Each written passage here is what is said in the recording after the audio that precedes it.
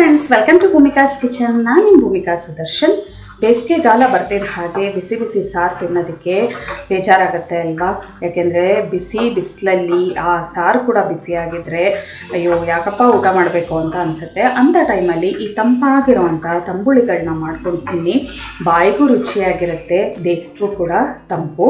ಈ ತಂಬುಳಿ ಮಾಡೋದು ಹೇಗೆ ಅಂತ ತೋರಿಸ್ತಾ ಇದ್ದೀನಿ. ಇವತ್ತು ನಾನು ಉಪಯೋಗಿಸ್ತಾ ಇರುವಂಥ ತರಕಾರಿ ಬಂದು ಮೂಲಂಗಿ ಉಪಯೋಗಿಸ್ಕೊಂಡು ಮೂಲಂಗಿ ತಂಬುಳಿ ಮಾಡೋದನ್ನ ತೋರಿಸ್ಕೊಡ್ತೀನಿ. ಸ್ಟವ್ ಆನ್ ಮಾಡಿಕೊಂಡು ಒಂದು ಚಿಕ್ಕ ಬಾಣಲಿ ಒಳಗಡೆ ಒಂದು 1/4 ಟೀ ಸ್ಪೂನ್ ಮೆಣಸು, ಅರ್ಧ ಟೀ ಸ್ಪೂನ್ ಜೀರಿಗೆ ಹಾಕ್ಕೊಂಡು ಇದು ಒಳ್ಳೆ ಘಮ ಬರೋವರೆಗೂ ಫ್ರೈ ಮಾಡ್ಕೊಳ್ತೀನಿ. ಮೆಣಸು ಜೀರಿಗೆ 2 ಘಮ ಬರ್ತಾ ಇದೆ. ಇವಾಗ ಇದಕ್ಕೆ ಒಂದೇ ಒಂದು ಮೆಣಸಿನ್ಕಾಯಿ ಹಾಕೊಳ್ತಾ ಇದ್ದೀನಿ. ನಿಮಗೆ ಖಾರಕ್ಕೆ ತಕ್ಕ ಹಾಗೆ ಹಾಕೊಳ್ಳಿ. ತಂಬುಳಿಗಳು ಜಾಸ್ತಿ ಖಾರ ಇರಲ್ಲ, ಬರೀ ಮೆಣಸು ಜೀರಿಗೆ ಹಾಕ್ಕೊಂಡ್ರೆ ರುಬ್ಕೊಳ್ತೀವಿ. ಆದರೆ ಸ್ಪೈಸಿಯಾಗಿ ಇಷ್ಟಪಡೋರು ಇದನ್ನು ಹಾಕ್ಕೊಂಡು ರುಬ್ಕೋಬೋದು ಹಸಿ ಮೆಣಸಿನ್ಕಾಯಿನ. ಇದು ತಣ್ಣಗಾದ್ಮೇಲೆ ಮಿಕ್ಸರ್ ಜಾರ್ ಒಳಗಡೆ ಹಾಕೊಳ್ತೀನಿ. ತಣ್ಣಗಾದ್ಮೇಲೆ ಮಿಕ್ಸರ್ ಜಾರ್ ಒಳಗಡೆ ಜೀರಿಗೆ, ಮೆಣಸು, ಹಸಿ ಮೆಣಸಿನ್ಕಾಯಿ ಹಾಕೊಂಡಿದ್ದೀನಿ. ಇದಕ್ಕೆ 1/4 ಕಪ್ಪಷ್ಟು ಹಸಿ ತೆಂಗಿನ ತುರಿ. ಈ ತಂಬುಳಿಗಳಿಗೆ ಹಸಿ ತೆಂಗಿನ ತುರಿನೇ ಯಾವಾಗಲೂ ಹಾಕೋಬೇಕು.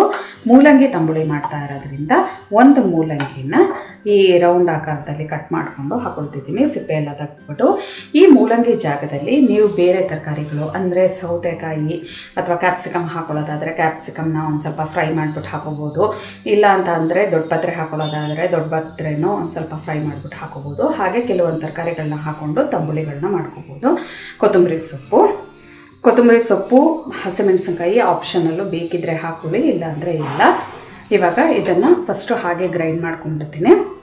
ನೋಡಿ, ಮೊದಲು ಈ ಥರ ಗ್ರೈಂಡ್ ಮಾಡ್ಕೊಂಡಿದ್ದೀನಿ. ಆದಷ್ಟು ಚಟ್ನಿ ಹದದಲ್ಲಿ ರುಬ್ಕೊಳ್ಳಿ. ನೀರೇನು ಹಾಕಿಲ್ಲ ನಾನು, ಹಾಗೆ ರುಬ್ಕೊಂಡಿರೋದು. ಇದಕ್ಕೆ ರುಚಿಗೆ ತಕ್ಕಷ್ಟು ಉಪ್ಪು ಹಾಕೊಳ್ತಿದ್ದೀನಿ.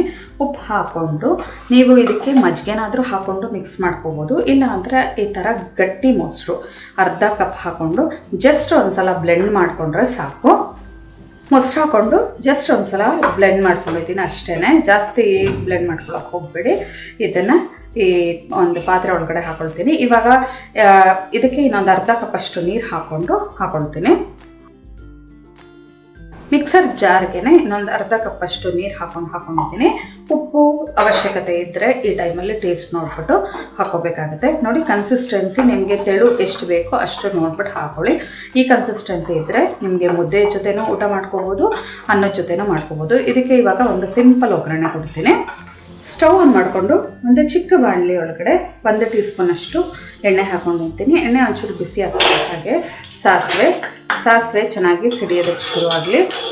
ಸಾಸಿವೆ ಸಿಡಿಯೋದಕ್ಕೆ ಶುರು ಆಗ್ತಿದ್ದ ಹಾಗೆ ಒಂದು ಒಣಗಿದ ಮೆಣಸಿನ್ಕಾಯಿ, ಇದನ್ನು ಕೂಡ ಜಸ್ಟ್ ಒಂದು ಸಲ ಮಿಕ್ಸ್ ಮಾಡಿಕೊಂಡು ಸ್ಟವ್ ಆಫ್ ಮಾಡಿಕೊಂಡು ನಂತರ ಕರಿಬೇವಿನ ಸೊಪ್ಪು ಹಾಕ್ಕೊಳ್ತೀನಿ. ಕರಿಬೇವಿನ ಸೊಪ್ಪು ಒಂದು ಕರಿ ಹಾಕ್ಕೊಂಡು ಇದನ್ನು ಮಿಕ್ಸ್ ಮಾಡ್ಕೊಳ್ಳೋಣ. ಈ ಸಿಂಪಲ್ ಒಗ್ಗರಣೆನ ತೆಗೆದು ಇವಾಗ ತಂಬುಳಿ ಒಳಗಡೆ ಹಾಕ್ಕೊಳ್ತೀನಿ. ಒಗ್ಗರಣೆನ ಮೂಲಂಗಿ ತಂಬುಳಿ ಒಳಗಡೆ ಹಾಕೊಂಡಿದ್ದೀನಿ. ಇದನ್ನ ಒಂದು ಸಲ ಚೆನ್ನಾಗಿ ಮಿಕ್ಸ್ ಮಾಡ್ಕೊಳ್ತೀನಿ. ಸರ್ವ್ ಮಾಡೋದಕ್ಕೆ ನೋಡಿ, ತಣ್ಣಗಿರೋವಂಥ ಮೂಲಂಗಿ ತಂಬುಳಿ ರೆಡಿ ಆಯಿತು. ಬಿಸಿ ಬಿಸಿ ಮುದ್ದೆ ಜೊತೆನಾದರೂ ಸರ್ವ್ ಮಾಡ್ಕೊಳ್ಳಿ, ಇಲ್ಲ ಅನ್ನಕ್ಕೆ ಒಂಚೂರು ತುಪ್ಪ ಹಾಕ್ಕೊಂಡು ಈ ತಂಬುಳಿ ಹಾಕ್ಕೊಂಡು ತಿನ್ಬೋದು. ತುಂಬಾ ರುಚಿಯಾಗಿರುತ್ತೆ. ಹೇಳಿದ್ನಲ್ಲ, ಈ ಮೂಲಂಗಿ ಜಾಗದಲ್ಲಿ ಎಲ್ಲ ವೆರೈಟಿ ತರಕಾರಿಗಳು ಅಂದರೆ ಕೆಲವೊಂದು ತರಕಾರಿಗಳನ್ನ ನಿಮಗೆ ಮೆನ್ಷನ್ ಮಾಡಿರೋದನ್ನ ಹಾಕ್ಕೊಂಡು ತಂಬುಳಿಗಳನ್ನ ಮಾಡ್ಕೋಬೋದು. ಇನ್ಯಾವ ವೆರೈಟಿ ತಂಬುಳಿಗಳನ್ನ ನೀವು ಮಾಡ್ತೀರಾ ಅಂತ ನನಗೆ ಕಮೆಂಟ್ ಬಾಕ್ಸಲ್ಲಿ ತಿಳಿಸಿ.